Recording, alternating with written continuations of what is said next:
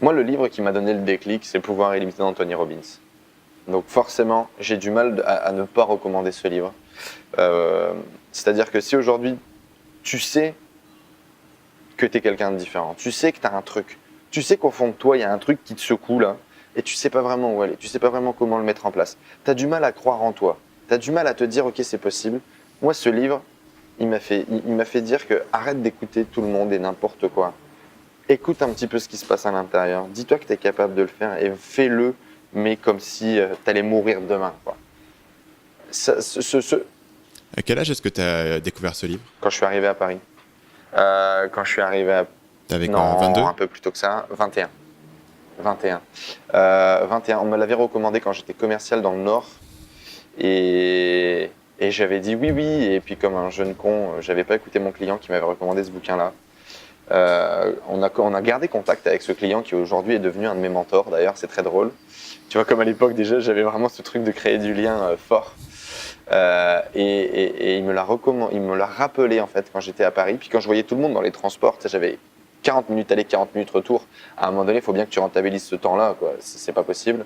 Donc je m'étais mis à lire. C'était très compliqué au début, Pouvoir illimité. Ce bouquin a changé ma vie. Donc forcément, Pouvoir illimité d'Anthony Robbins, ça peut paraître un petit peu ésotérique au début, ça peut paraître un petit peu bizarre, mais voilà, moi j'y crois. C'est un truc qui m'a aidé, qui m'a ouvert les yeux sur ce qui était déjà devant moi et que j'avais potentiellement peur de voir aussi. C'est-à-dire que potentiellement, tu as peur de te dire « Ah mais je suis vraiment différent en fait, j'ai vraiment la possibilité de faire quelque chose ». Et aujourd'hui, ma réponse que j'ai à ça, elle est simple. On est tous exceptionnels, on a tous quelque chose de particulier. Je vous dis pas que vous êtes tous des rockstars et qu'on est tous machin, mais dans tous les cas, c'est vrai, on est tous différents. On a tous quelque chose de propre à nous-mêmes et on est tous exceptionnels. Il suffit juste de le décider, d'y aller à 200% et de faire la différence dans notre propre vie.